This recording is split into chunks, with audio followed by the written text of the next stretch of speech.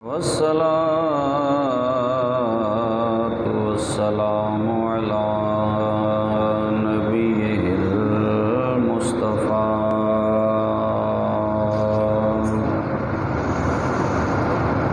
وعلى آله المجتبى وأصحابه نجوم الهدى.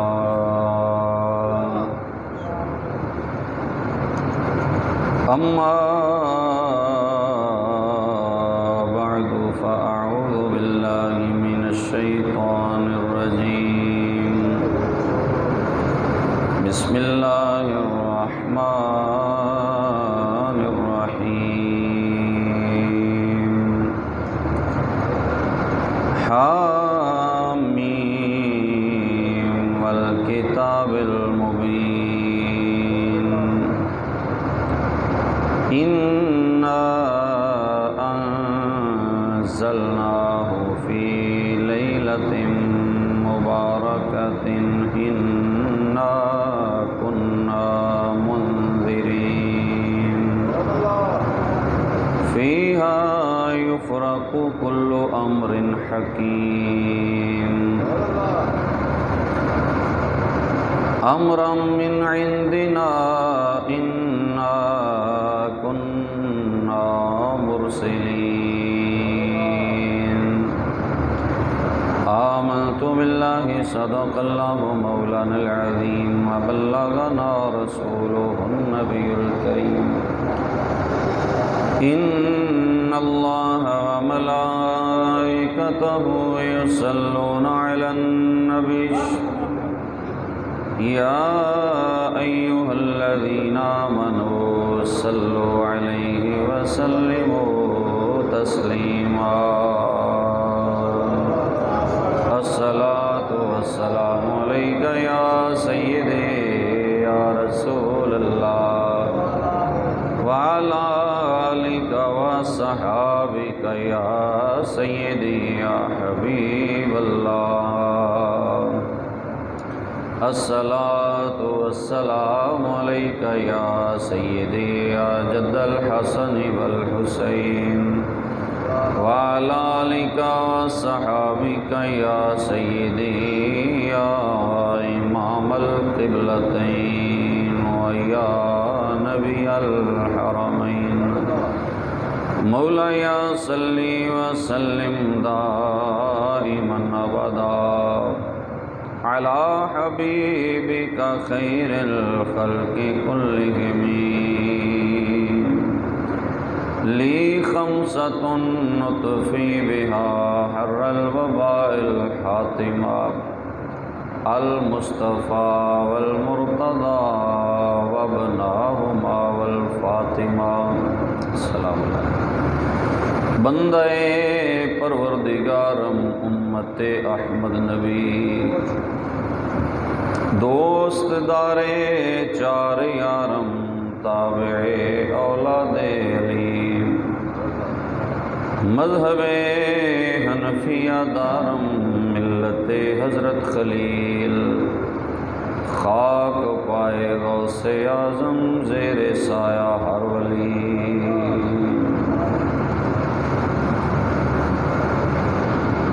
بعد از حمد و ثنا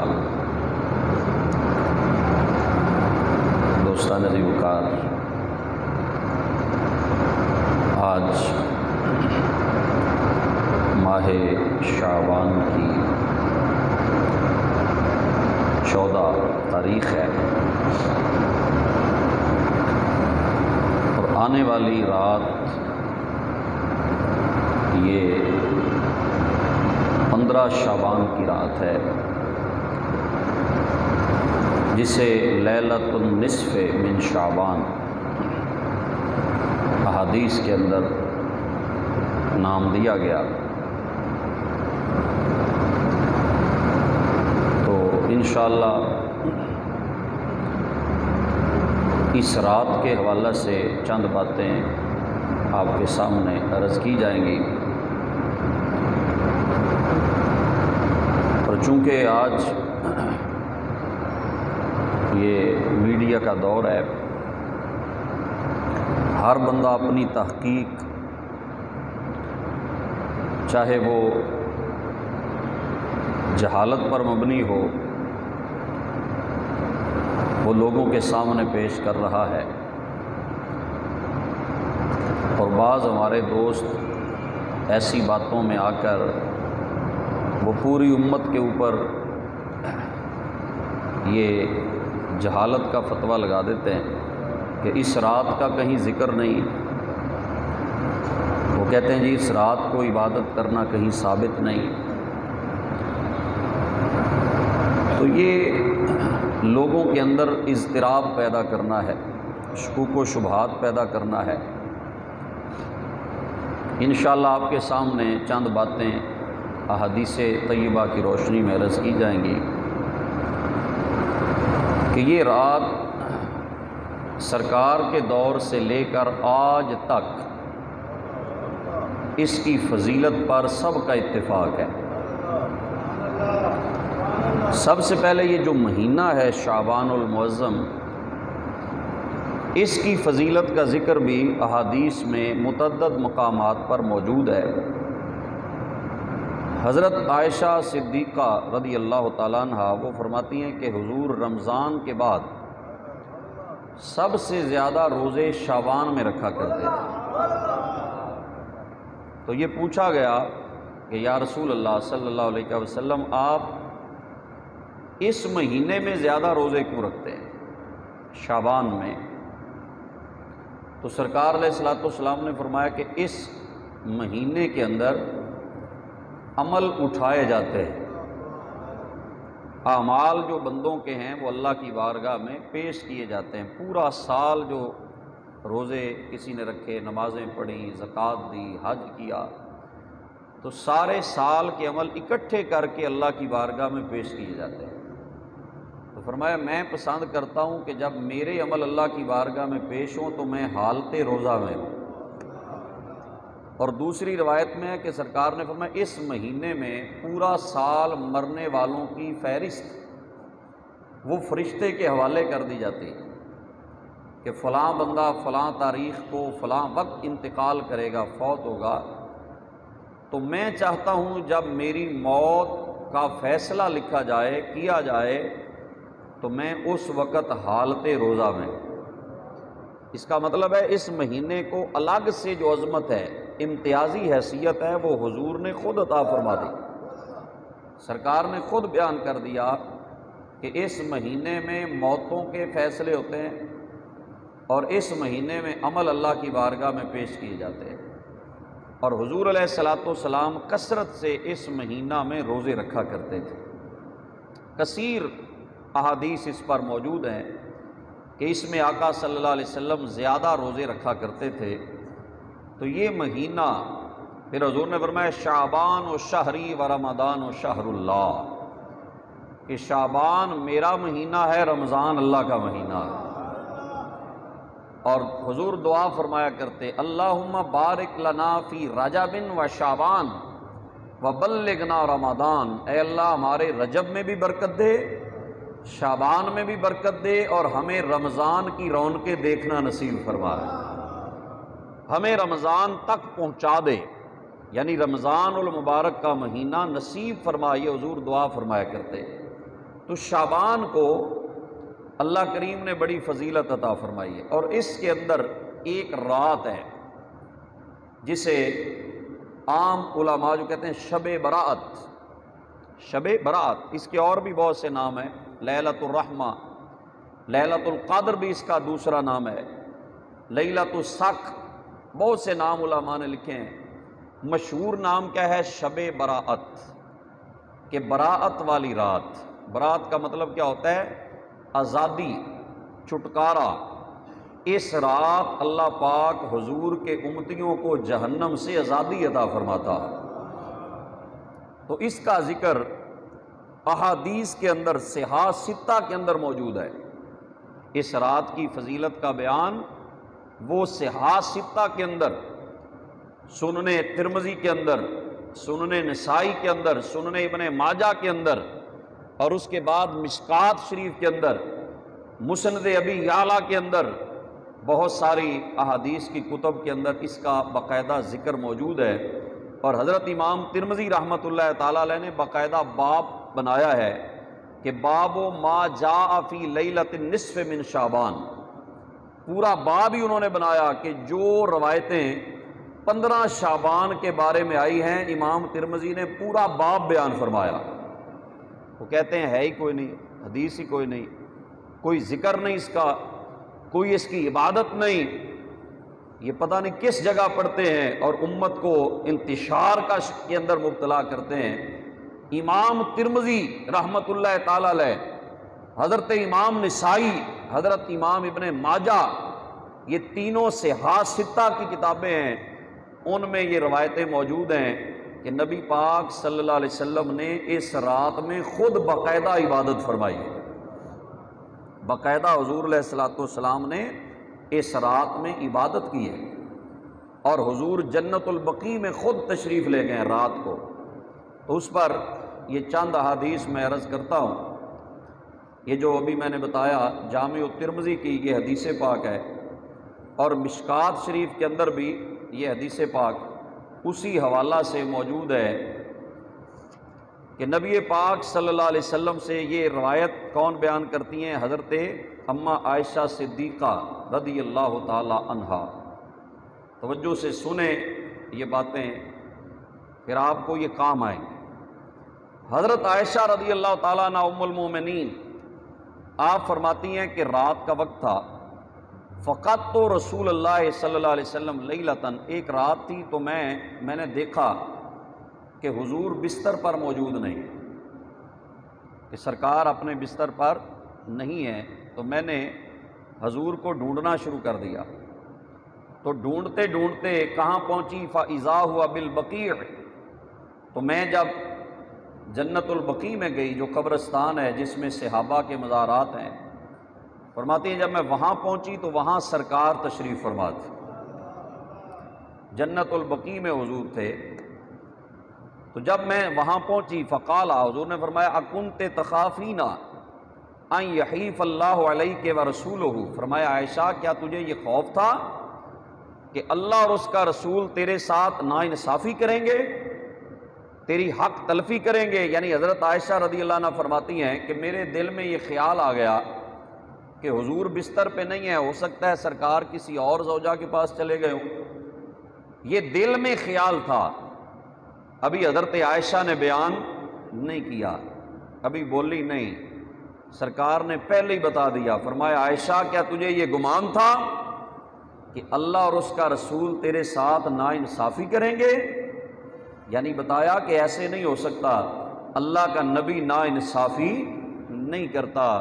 تو حضرت عائشہ فرماتی ہیں انی ظننت، یا رسول اللہ صلی اللہ علیہ وسلم انی ظننت، یا رسول اللہ میں نے یہ گمان کر لیا کہ انک اتی بعد نسائک، کہ آپ کسی اور زوجہ کے پاس چلے گئے ہیں، اس لیے میں آپ کو ڈھونڈنے لگ گئی۔ حضور ڈھونڈتے ڈھونڈتے یہاں آ گئی تو سرکار نے فقال ان اللہ تعالی ینزل لیلۃ النصف من شعبان الی السماء الدنیا، سرکار نے فرمایا عائشہ یہ رات جو ہے نا 15 شعبان کی رات ہے، اس رات اللہ تعالی جیسے اس کی شان کے لائق ہے وہ پہلے آسمان پر تجلی فرماتا۔ السماء الدنیا سے مراد کیا ہے؟ پہلا آسمان۔ تو اللہ پہلے آسمان پر نزول فرماتا ہے۔ تو علماء نے لکھا کہ اس سے مراد ہے اللہ کی رحمتیں نازل ہوتی ہیں، اللہ پاک کا فضل پہلے آسمان پہ اترتا ہے۔ تو حضور نے فرمایا اس رات اللہ پاک کی رحمت پہلے آسمان پر نازل ہوتی ہے، فَيَغْفِرُ لِأَكْثَرَ مِنْ عَدَدِ شَعْرِ غَنَمِ قَلْبِ، اور اللہ تعالیٰ اس رات قبیلہ بنی قلب جو ہے اس کی بکریوں کے بالوں کے برابر گناہ گاروں کی بخشش فرما دیتا ہے۔ قبیلہ بنی قلب جو ہے یہ اس کے بارے میں لکھا ہے علماء نے کہ یہ ایسا قبیلہ تھا عرب میں جس کی بکریاں سب سے زیادہ تھیں، تو بکریوں کے بالوں کے برابر، یعنی ایک بکری کے جسم پہ جتنے بال ہوتے ہیں بندہ گن نہیں سکتا، ساری زندگی بھی لگا رہے تو ایک بکری کے جو جسم پر بال ہیں وہ بندہ اس کی بھی گنتی نہیں کر سکتا۔ تو سرکار نے فرمایا قبیلہ بنو کلب کی جتنی بکریاں ہیں سب بکریوں کے بالوں کے برابر اللہ اس رات میری امت کے گناہ گاروں کی بخشش فرماتا ہے۔ قبیلہ بنی کلب، تو یہ کثرت کے لیے حضور نے فرمایا کہ بے شمار لوگوں کو اللہ اس رات بخشتا ہے، اللہ اس رات گناہ گاروں پہ نظر رحمت فرماتا ہے، ان لوگوں میں سے جن پر دوزخ واجب ہو چکی تھی۔ روایت میں آگے لفظ یہ ہیں کہ ممن استحق النار، ان لوگوں میں سے جو دوزخ کے مستحق بن چکے تھے، اس رات اللہ پاک ان لوگوں پہ نظر کرم فرماتا ہے۔ تو یہاں سے کیا سمجھ آیا؟ اس رات حضور نے خود عبادت فرمائی اور سرکار خود جنت البقیع میں گئے۔ یہ ہمارے جو اسلاف میں طریقہ چلتا آ رہا ہے نا شروع سے، آپ نے بھی جب سے ہوش سنبھالا ہوگا کہ لوگ رات کو قبرستان میں جاتے ہیں، کیا کرنے جاتے ہیں؟ وہاں ان کے لیے بخشش کی دعا مانگتے ہیں۔ قبرستان میں جتنے ہمارے مسلمان دفن ہیں ان کے لیے بخشش کی دعا کرتے ہیں اور وہاں پر جا کر اپنی آخرت کو یاد کرتے ہیں، اپنے لیے اللہ سے دعا کرتے ہیں۔ تو اس طریقے کو بدعت کہنا، گمراہی کہنا، یہ بہت بڑا فتویٰ ہے جو جہالت پر مبنی ہے۔ تو جاہلانہ فتووں سے بچیں۔ میرے آقا خود جنت البقیع میں جا کر یہ سنت قائم فرما رہے ہیں کہ اس رات قبرستان میں جانا مصطفیٰ کا طریقہ ہے۔ سمجھ آ گئی مسئلے کی؟ کوئی نہیں؟ کیوں جی، یاد رکھیں گے، یہ یاد بھی رکھنے ہیں یہ مسئلے۔ اب یہاں یہ میں آپ کو فنی اعتبار سے عرض کر دوں، بعض علماء کہتے ہیں یہ حدیث ضعیف ہے، وہ کہتے ہیں آپ یہ حدیث پیش کر رہے ہیں، یہ حدیث تو ضعیف ہے اور آپ ضعیف حدیث سے استدلال کر رہے ہیں، ضعیف حدیث جو ہے وہ قابل اعتبار نہیں۔ تو بھائی ضعیف حدیث جو ہے وہ فضائل کے اندر اور اعمال کے اندر بالاتفاق قابل قبول ہے۔ کیوں جی، ضعیف حدیث بھی قابل قبول ہے، اور جتنا کہ ہم ظاہر ثابت کرنا چاہتے ہیں، مستحب عمل ثابت کرنا چاہتے ہیں، تو یہ ضعیف حدیث سے بھی ثابت ہے۔ ضعیف حدیث جو ہوتی ہے اس کا مطلب سند میں تھوڑی سی کمزوری ہے، بالکل من گھڑت حدیث نہیں ہے، جھوٹی روایت نہیں ہے، سند میں کچھ کمزوری ہے۔ اور پھر ویسے بھی اگر ایک حدیث ضعیف بھی ہو اور وہ 2-3 سندوں سے روایت ہو جائے تو وہ ضعیف نہیں رہتی، بلکہ 2-3 سندیں مل جائیں تو وہ حدیث بھی صحیح حدیث ہو جاتی ہے۔ تو یہ ضعیف بھی اگر ہو تو ہمیں کوئی نقصان نہیں ہے۔ ضعیف حدیث پر بھی اگر کوئی عمل کر لے گا تو اللہ کی رحمت سے امید ہے کہ اللہ اس بندے کو جزا عطا فرمائے گا، اللہ اس بندے کو جزا دے گا۔ اعلیٰ حضرت امام احمد رضا خان بریلوی رحمۃ اللہ علیہ، ان کے بارے میں ایک روایت پڑھ رہا تھا کہ وہ حج پہ جب گئے نا تو بارش میں طواف کر رہے تھے، بارش ہو رہی تھی اور طواف کر رہے تھے، تو اس سردی کی وجہ سے بخار ہو گیا۔ تو کسی نے کہا حضور آپ نے یہ بارش میں کیوں طواف کیا؟ سنیے ذرا، بات بڑی سمجھنے والی۔ انہوں نے فرمایا کہ میں نے ایک حدیث پڑھی ہے کہ جو بارش کے اندر کعبے کا طواف کرتا ہے وہ رب کی رحمت میں تیرتا ہے۔ جو بارش کے اندر کعبے کا طواف کرے وہ کیا کرتا ہے؟ وہ اللہ کی رحمت میں تیرتا ہے، رحمت الہی کے دریا میں غوطے لگاتا ہے۔ اس بندے نے آگے سے بھلا کیا کہا؟ اس نے کہا حضور یہ ضعیف حدیث ہے، یہ حدیث کیا ہے؟ ضعیف ہے، اس کی سند ضعیف ہے۔ آپ نے فرمایا سند تو ضعیف ہے، اللہ کی رحمت سے امید پکی ہے۔ فرمایا سند ہی حدیث کی ضعیف ہے نا، رب کی رحمت پہ امید تو کچی نہیں نا، وہ کریم ہے، وہ چاہے تو ضعیف حدیث پر عمل کرنے سے بھی اجر عطا فرما دیتا ہے۔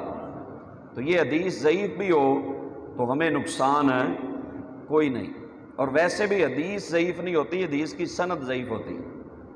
کیوں جی، سند کے اندر کوئی کمی ہوتی ہے، ورنہ حدیث تو نبی پاک صلی اللہ علیہ وسلم کی ہے، حضور کی حدیث تو ضعیف نہیں نہ ہو سکتی۔ سند میں کمزوری بھی ہو، ضعف بھی ہو، تو فضائل کے اندر اور اعمال کے اندر وہ حدیث قابل عمل ہوتی ہے۔ تو پتہ چلا یہ حدیث بھی قابل عمل ہے۔ اگر کوئی اس رات قبرستان میں جائے دعا کرنے کے لیے، کوئی اس رات میں مسجد میں نوافل پڑھے، ذکر کرے، عبادت کرے، تو اللہ کی رحمت سے امید ہے کہ اللہ اس کو اجر ضرور عطا فرمائے گا، کیونکہ وہ کریم ہے۔ اس نے کون سا مفتیوں سے پوچھ کے ثواب دینا ہے؟ کیوں جی؟ اللہ نے کسی مفتی سے پوچھ کر ثواب نہیں دینا، کسی عالم سے پوچھ کے ثواب نہیں دینا، خزانے اس کے ہیں۔ اور اس کی رحمت تو بہانے تلاش کرتی ہے کہ چلو کسی وقت صحیح میرا بندہ میری بارگاہ میں آ جائے، کوئی وقت تو میرا بندہ آ کے مجھ سے مانگ لے، میں اس پہ نظر کرم فرما دوں۔ تو یہ ایک حدیث پاک، اور دوسری حدیث پاک حضرت مولا کائنات حضرت مولا علی شیر خدا بیان فرماتے ہیں۔ کبھی حدیث سن کے بھی سبحان اللہ کہہ دیا، کیوں جی؟ تو شعر بھی ایک سنا دیا تو آپ نے نعرے بھی لگانے ہیں۔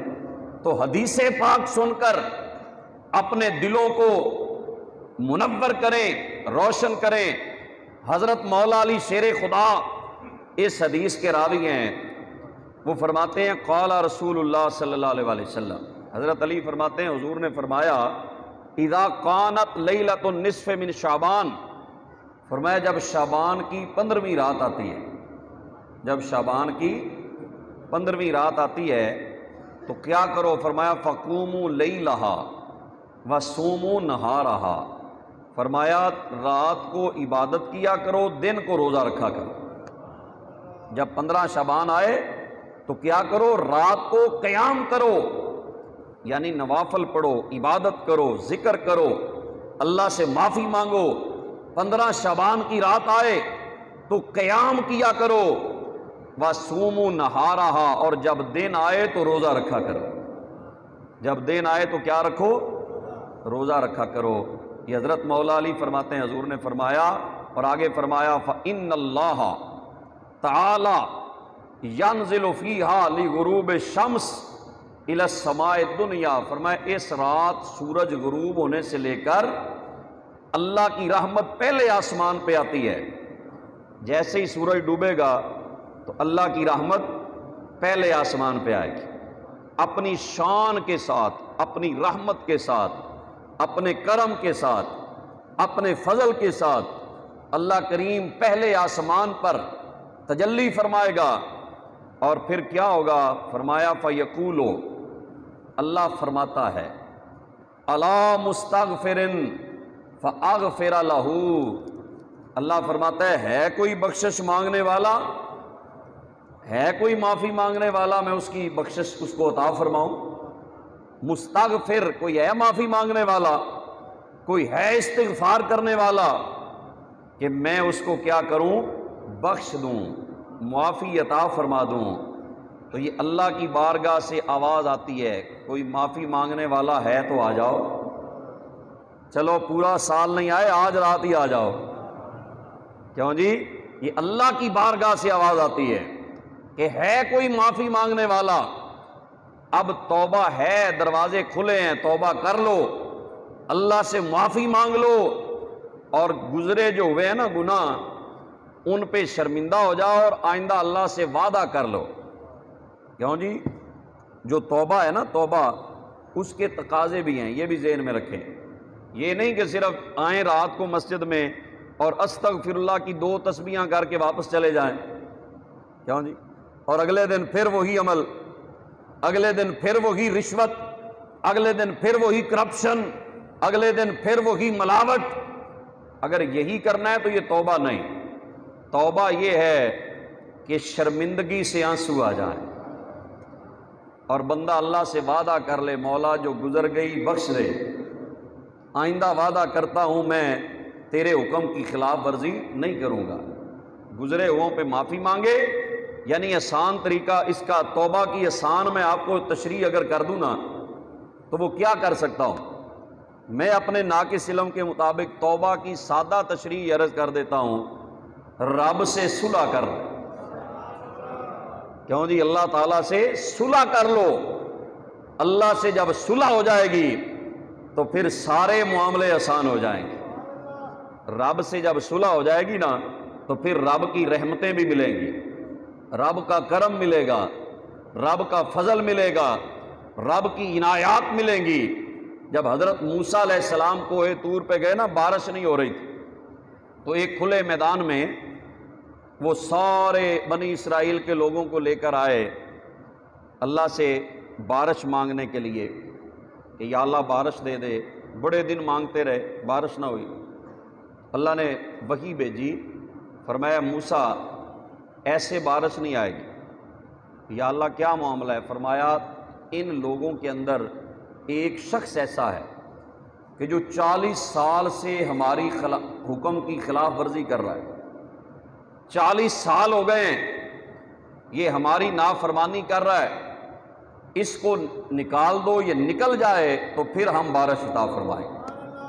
حضرت موسیٰ علیہ السلام کھڑے ہوئے، انہوں نے کہا کہ بھائی بات سنو، بارش اگر لینی ہے نا تو ایک بندہ ہے جو 40 سال سے اللہ کے حکم کی خلاف ورزی کر رہا ہے، اللہ کی نافرمانی کر رہا ہے، وہ اٹھ کے چلا جائے۔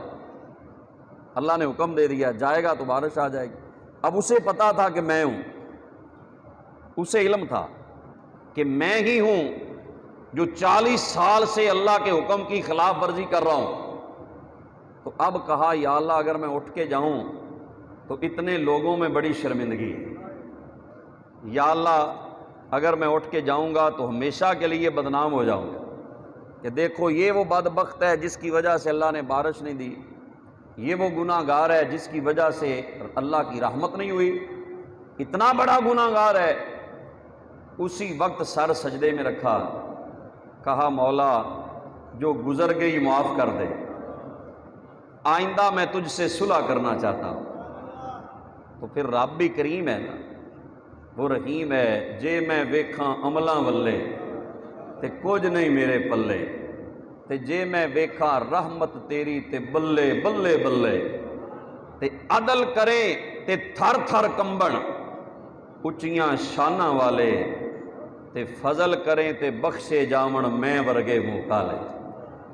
تو اس کا اللہ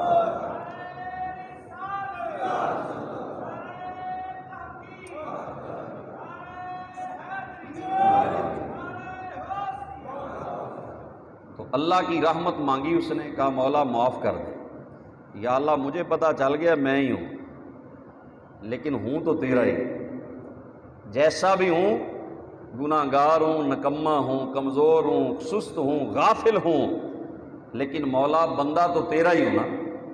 تو اگر معاف کر دے گا تو تیرا کیا جائے گا، تو کرم کر دے گا تو تیری رحمت میں کمی نہیں آئے گی۔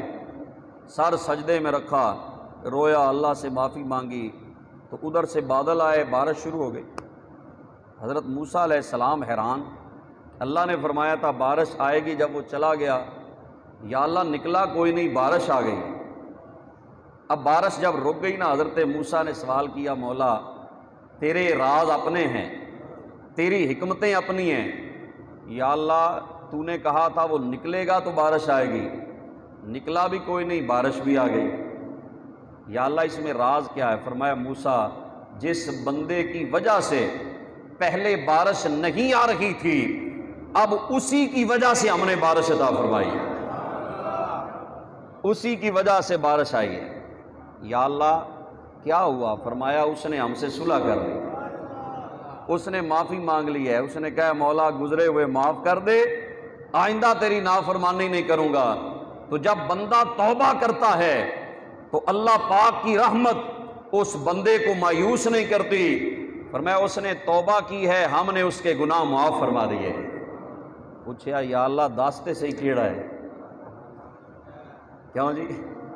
یا اللہ بتا تو صحیح وہ کون ہے جو اتنا گناہ گار تھا کہ جس کی وجہ سے بارش نہیں ہو رہی تھی، اور اب اتنا پاک ہو گیا کہ تو نے اس کی وجہ سے بارش دی ہے۔ فرمایا موسیٰ جب وہ ہمارا نافرمان تھا ہم نے اس وقت پردہ نہیں کھولا، اب تو ہمارا یار بن گیا ہے۔ فرمایا اب ہم اسے کیوں رسوا کر دیں، اب ہم اسے کیوں لوگوں کے سامنے شرمندہ کریں؟ اچھا یہ بات تو کتابوں میں پڑھی ہے نا آپ نے، میں آپ کو اپنا چشمدید واقعہ بتا دوں کہ وہ کتنا کریم ہے، وہ کتنا رحیم ہے، صدقے جائیں اس کی کرم نوازیوں کے۔ خدا کی قسم ہم ہی بھولے ہوئے ہیں، رب ہمیں نہیں بھولتا۔ ہم دور ہیں، رب ہم سے دور نہیں، ہم غافل ہیں، وہ رب علیم بذات صدور ہے۔ ہم اللہ کو بھلاتے ہیں، رب ہمیں نہیں بھلاتا۔ وہ کریم ہے، وہ رحیم ہے۔ اور 100 حصے ہو نا رحمت کے، تو سرکار نے فرمایا اللہ نے ایک حصہ ساری دنیا کو دیا ہے، 99 اس کے پاس ہے۔ جس کے پاس 99 حصے ہیں وہ بھلا بندوں کو مایوس کر سکتا ہے؟ وہ کریم ہے۔ محفل ہو رہی تھی بڑی خوبصورت، حضور کے میلاد کی محفل تھی، تو ہمیں تو اتنا پتہ نہیں، ایک بندہ بیٹھا تھا محفل میں ساتھ ہی، اس نے ووٹ کے کھڑا ہو گیا، اس نے کہا جی 1 منٹ محفل روک دیں۔ محفل رک گئی۔ اس نے کہا جی اس محفل میں کسی بندے نے شراب پی ہوئی، کوئی شرابی ہے، بدبو آ رہی ہے شراب کی محفل میں سے۔ ہمیں تو اتنا پتہ نہیں تھا شراب کی بدبو کیسی ہوتی ہے، اللہ تعالیٰ بس بچائی رکھے سب کو، اللہ پاک محفوظ رکھے۔ تو وہ اٹھ کے کھڑا ہو گیا، اس نے کہا بھائی بات سنو، جس نے شراب پیا نکل جائے، حضور کی محفل میں شراب پی کے نہ آیا کر۔ میں شراب کی سپورٹ نہیں کر رہا، میں توبہ کی سپورٹ کر رہا۔ شراب تو حرام ہے، نجس ہے، حضور نے منع فرمایا، اللہ نے منع فرمایا۔ اس نے کہا بھی جس نے شراب پیا اٹھ کے دفع ہو جاؤ باہر۔ سردی کا موسم تھا، اس نے اوپر چادر لی ہوئی تھی، میں اپنی آنکھوں دیکھا واقعہ بیان کر رہا ہوں۔ اس بندے نے چادر نہ اور لپیٹ لی، جیسے ہی اس نے سر اٹھایا لائٹ بند ہو گئی۔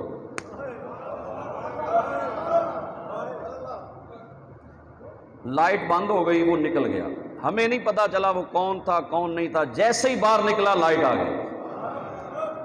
میں نے کہا مولا تو اتنا کریم ہے، اتنا مہربان ہے کہ تو اپنے گناہ گار سے گناہ گاروں پہ بھی پردے ڈالتا ہے، تیری صفت ستار ہے۔ اور پھر اللہ کا کرم ایسا ہوا اس بندے نے اس گناہ سے توبہ کر لی۔ وہ کریم ہے، وہ رحیم ہے۔ اور میاں محمد بخش نے کیا کہا تھا، چلو تسی بھی راضی ہو جاؤ، کہ ایک گناہ میرا ماں پیو ویکھے، او ایک گناہ میرا ماں پیو ویکھے، تے دیوے دیس نکالا، تے 100 گناہ میرا مولا ویکھے، اور 100 گناہ میرا مولا ویکھے، تے پردے پاون والا،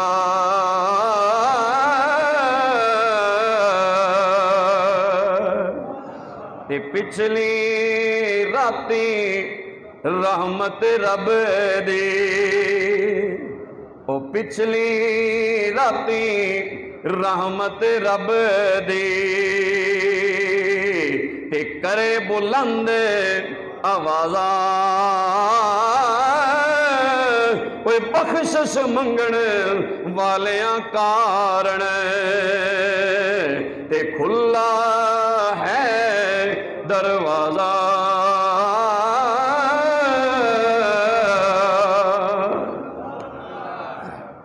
کتنا کریم ہے، کتنا مہربان ہے۔ ماں بیٹے پہ اتنی مہربان نہیں جتنا رب اپنے بندے پہ مہربان ہے، لیکن ہم بھولے ہوئے، ہم رب سے دور ہو رہے ہیں۔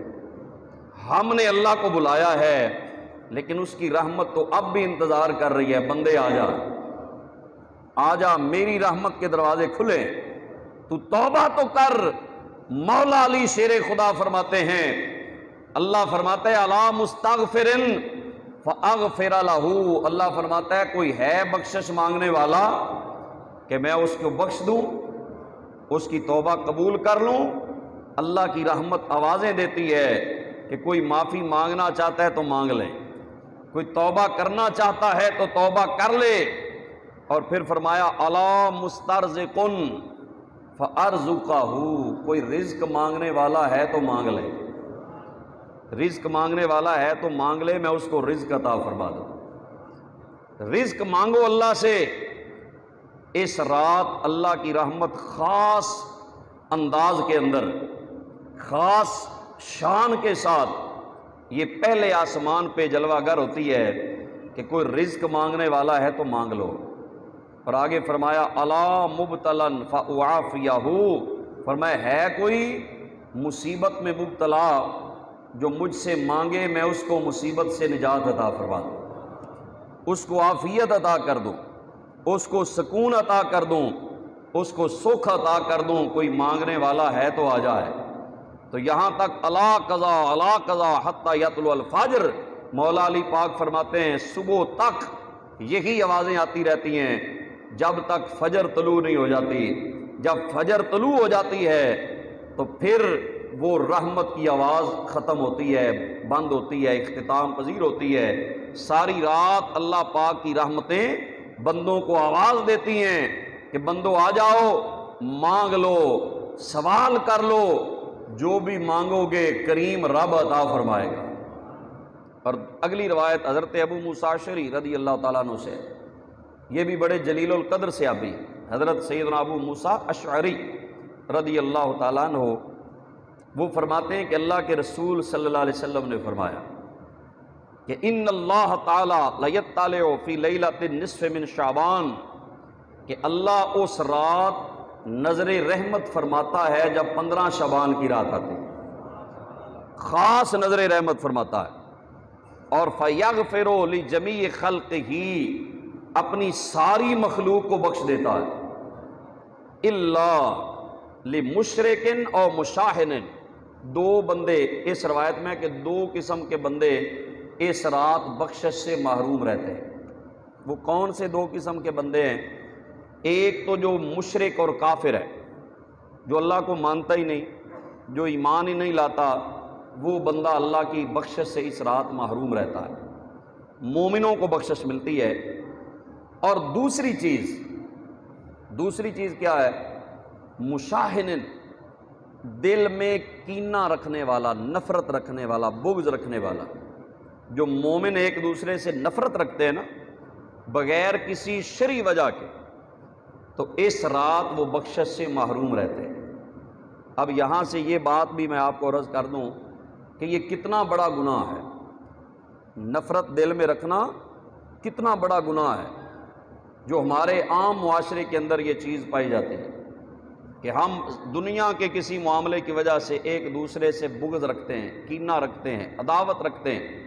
کوئی شرعی وجہ نہیں ہوتی۔ شرعی وجہ تو یہ ہے کہ آپ کا اگر کوئی دوست ہے، وہ شرابی ہے، نماز نہیں پڑھتا، دین سے دور ہے، تو آپ اس کو سمجھائیں، نہیں سمجھتا تو اس کو سمجھانے کے لیے کہیں بھائی میں نے تم سے بولنا نہیں اگر تم نے نماز نہ پڑھی، تاکہ اس کو احساس ہو کہ میں نے نماز پڑھنی ہے۔ لیکن بلا وجہ نفرت رکھنا، بغیر کسی وجہ کے کسی سے عداوت رکھنا، سرکار نے فرمایا اس رات وہ بندہ بخشش سے محروم رہتا ہے۔ ہاں توبہ کر لے تو پھر اللہ اس کی بھی بخشش فرما دیتا ہے۔ اس رات جو کینہ رکھنے والا ہے، اچھا یہ مشاہن کے لفظ ہیں، جس کے دل میں بغض ہے، کینہ ہے، عداوت ہے، تو ہمیں ہے تو بڑا مشکل کام کہ دل سے کینہ دور کرنا، نفرت دور کرنا، عداوت دور کرنا۔ اس کے بہت سے طریقے ہیں۔ ایک طریقہ تو یہ ہے کہ السلام علیکم جو اب ہم کہتے ہیں نا، تو اس سے نفرت دور ہوتی ہے، کینہ دور ہوتا ہے، اندر جو عداوت ہے وہ کیا ہوتی ہے؟ دور ہوتی ہے۔ ہم تو جب سلام ہی ختم کر دیتے ہیں تو پھر اور زیادہ نفرت ہو جاتی ہے، لیکن سلام ختم کرنے کی اجازت نہیں۔ 3 دن کسی مومن سے یہ قطع تعلقی کرنا بغیر شرعی وجہ کے، یہ حرام عمل ہے۔ اور سرکار نے فرمایا جو پورا سال کسی مسلمان سے کلام نہ کرے عداوت کی وجہ سے، اس کا گناہ اور قتل کرنے کا گناہ برابر ہے۔ وہ اسی طرح ہے جیسے اس نے مومن کو قتل کیا ہے، 1 سال اس سے بات نہیں کی۔ اختلاف ہو جاتا ہے، بھائیوں میں ہو جاتا ہے، بہنوں میں ہو جاتا ہے، بیٹے باپ میں ہو جاتا ہے، لیکن کیا اس اختلاف کا مطلب یہ ہے کہ ہم پوری زندگی سلام دعا ختم کر دیں؟ کیا یہ طریقہ ہے کہ ہم بالکل تعلقات ختم کر کے نفرتیں بڑھا دیں؟ نہیں، اللہ اس بات کو پسند نہیں فرماتا، نہ اللہ کے محبوب نے اس بات کو پسند فرمایا۔ اگر اختلاف ہو بھی جائے نا، حضرت سیدنا امام حسین رضی اللہ عنہ اور حضرت محمد بن علی، یہ دونوں بھائی ہیں، باپ کی طرف سے سگے ہیں، حضرت علی دونوں کے باپ ہیں، تو دونوں میں اختلاف ہو گیا۔ بات بڑی پیاری ہے، سنیے، اختلاف ہو گیا، کسی بات سے نہ لڑائی ہو گئی۔ حضرت امام حسین بڑے تھے، وہ چھوٹے تھے، تو وہ حضرت امام حسین لڑ کے نہ چلے گئے، گھر چلے گئے، تو محمد بن علی جو تھے، محمد بن حنفیہ بھی ان کو کہتے ہیں، انہوں نے لوگوں سے کہا جو بیٹھے تھے، اگر کہو تو ابھی حسین کو بلاؤں، اگر کہو تو ابھی آ جائے۔ انہوں نے کہا جی وہ لڑ کے گئے، اب جلدی نہیں آئیں گے، اب صلح جلدی نہیں ہوگی۔ تو کئی لوگ ہوتے ہیں وہ صلح ہونے نہیں دیتے، یہ بھی ایک بہت بڑی نکتے کی بات ہے جو آپ مجھ سے زیادہ جانتے ہیں۔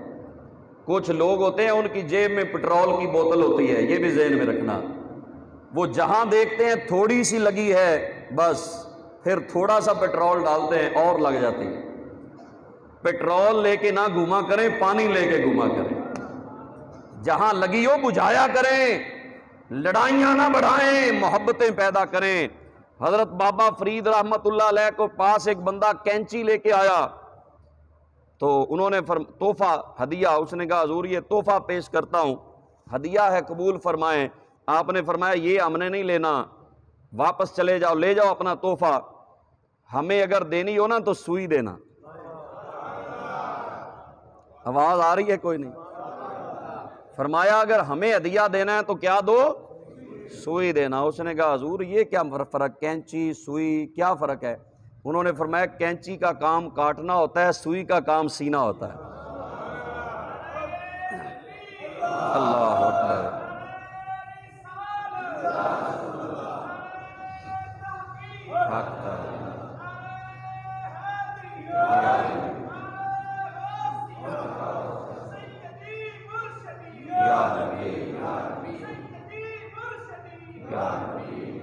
فرمایا فقیر جو ہوتے ہیں نا وہ کاٹنے والوں کو پسند نہیں کرتے، سینے والوں کو پسند کرتے ہیں۔ تو یہ حضرت امام حسین رضی اللہ تعالیٰ عنہ چلے گئے، انہوں نے ایک رکا لیا، کاغذ لیا، اس پہ لکھا۔ حضرت محمد بن حنفیہ نے کیا لکھا؟ انہوں نے فرمایا میرے بھائی حسین السلام علیکم لکھ کے کہا کہ میں نے حدیث پاک سنی ہے، نبی پاک صلی اللہ علیہ وسلم کا فرمان ہے کہ دو بھائی اگر آپس میں جھگڑ پڑیں تو جو پہلے جا کے معافی مانگے گا وہ جنت میں پہلے جائے گا، وہ جنت میں پہلے جائے گا۔ تو اب آپ کی مرضی ہے، آپ نے صلح کرنی ہے تو آ جائیں۔ وہ جیسے ہی اس نے جا کے رکا دیا نا تو امام علی مقام مسکرائے اور اٹھ کے کھڑے ہو گئے، فوراً چل پڑے اور آ کے اپنے بھائی کو سینے سے لگا لیا اور معذرت کی، انہوں نے بھی معذرت کی۔ اچھا اگلی بات اس سے بھی بڑی محبت والی، حضرت امام محمد بن علی جو تھے انہوں نے کہا کہ اے میرے بھائی میں نے جو آپ کو بلایا نا میں بھی پہلے آ سکتا تھا کہ میں آ جاتا اور آپ سے معافی مانگ لیتا، میری شان میں کمی نہیں آنی تھی۔ میں نے آپ کو اس لیے بلایا ہے کہ حدیث پاک میں یہ ہے جو پہلے صلح کرے گا وہ پہلے جنت میں جائے گا۔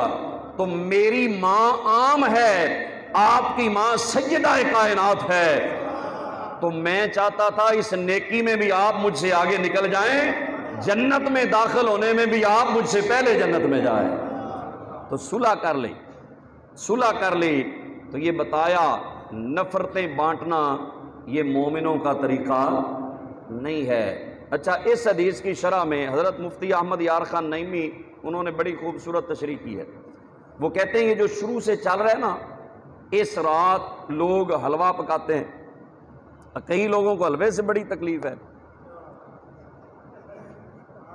سبحان اللہ کہہ دے، کئی بندوں کو حلوے سے بڑی پریشانی، پتہ نہیں کیا مسئلہ ہے، ان کو بھی دے دیا کرے۔ اور بھائی یہ تو حضور کی پسند ہے۔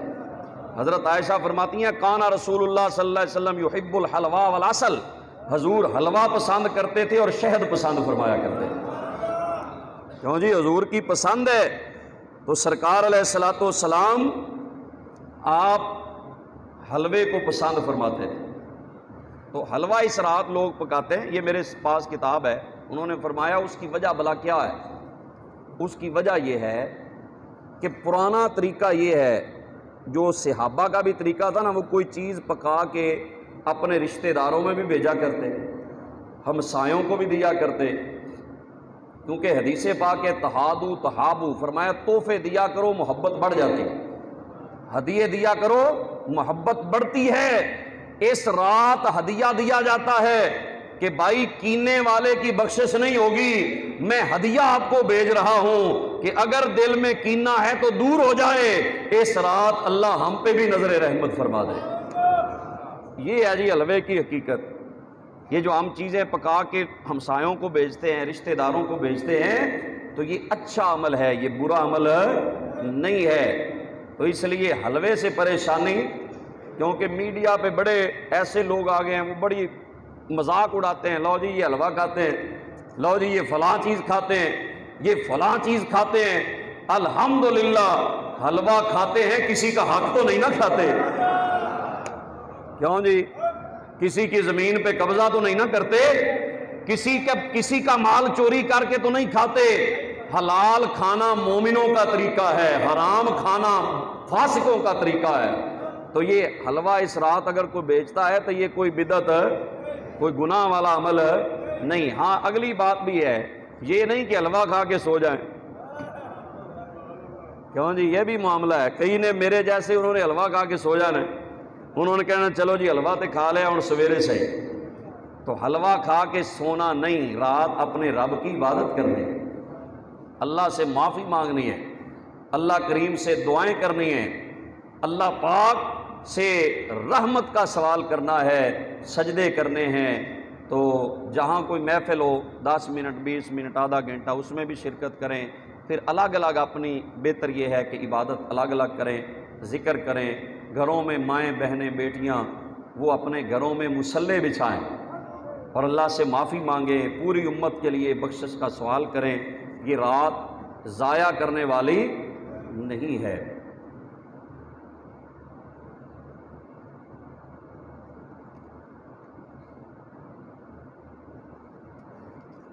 جی دعاؤں کی قبولیت کے بعد، یہ سوال ہیں دو چھوٹے چھوٹے میں فرض کر، دعاؤں کی قبولیت کے بعد اللہ کا شکریہ ادا کرنے کا بہتر طریقہ کیا ہے؟ تو بہتر طریقہ یہ ہے کہ جو چیز اللہ پاک نے دعا کی وجہ سے دی ہے اس کو ایسے استعمال کریں جیسے اللہ کا حکم ہے۔ جی آپ نے دعا کی یا اللہ رزق حلال دے، رب نے بڑا دے دیا، اب آپ اس کی زکوٰۃ ہی نہیں دیتے تو نہ شکری ہو گئی۔ اب آپ اس کو غلط کاموں میں استعمال کرتے ہیں، نہ شکری ہو گئی۔ اللہ نے اگر رزق حلال دے دیا ہے کثیر وافر تو اس کی زکوٰۃ دیں، اس کو اللہ کی راہ میں خرچ کریں، اس کا جو حق ہے وہ ادا کریں، اور جو جہاں خرچ کرنے کے مواقع ہیں وہاں خرچ کریں۔ تو جو چیز اللہ دیتا ہے دعاؤں کے بعد اس چیز کا استعمال درست کریں، اس کا غلط استعمال نہ کریں۔ شکر کا سب سے بہتر طریقہ یہی ہے۔ اور یہ آج رات بیری کے پتوں سے نہا سکتے ہیں، تو یہ سب سے پہلے میں آپ کو عرض کر دوں، ایک ہوتا ہے شرعی حکم، شریعت کا حکم، ایک ہوتا ہے کوئی طبی مشورہ، یہ بات ذہن میں رکھیں، ایک ہوتا ہے شرعی حکم اور ایک ہوتا ہے کسی ڈاکٹر یا حکیم کا مشورہ۔ ڈاکٹر آپ کو کہتا ہے جی آپ نے نا روزانہ جب بھی نہانا ہے گرم پانی سے نہانا ہے، آپ کی صحت ٹھیک رہے گی۔ یہ شریعت کا حکم نہیں، ڈاکٹر کا اپنا ایک طب کو دیکھ کر یہ ایک فیصلہ ہے۔ شریعت میں یہ حکم کہیں بھی نہیں کہ اس رات بیری کے پتوں سے نہائیں، یہ بات میری ذہن میں رکھیں، اس کو الٹ بھی نہیں لینا۔ احادیث میں اس کا کہیں ذکر نہیں۔ جو عاملین ہیں، جو ان چیزوں جادو ٹونوں کو سمجھنے والے لوگ ہیں کہ یہ کس کس چیز سے جادو کی رکاوٹ ہو سکتی ہے، ان لوگوں نے یہ بیان کیا ہے، جن میں بڑے بڑے علماء میں سے حضرت علامہ مفتی احمد یار خان نعیمی، انہوں نے لکھا ہے کہ یہ جادو ٹونے سے محفوظ رہنے کا ایک طریقہ، ایک سمجھے طبی طریقہ یہ ہے کہ اس رات بیری کے 7 پتے ابال کے اس سے غسل کیا جائے۔ یہ طبی حکم ہے، یہ شریعت کا حکم نہیں، یہ بھی نہیں، کئی بندے صرف بیری کے پتوں سے نہا کے وہ سو جائیں پھر ٹھیک ہے اور جادو تو بچ گئے۔ بھائی جادو سے بچنا چھوٹی بات ہے، اللہ کی ناراضگی سے بچنا بڑی بات ہے۔ تو اس رات کو ضائع نہیں کرنا۔ اپنی انشاءاللہ مسجد میں بھی محفل ہوگی، ذکر ہوگا، تسبیح نماز ہوگی، تو اس میں بھی شرکت فرمائیں عشاء کی نماز کے بعد۔ اللہ کریم عمل کی توفیق عطا فرمائے۔ وما علیہ الا البلاغ۔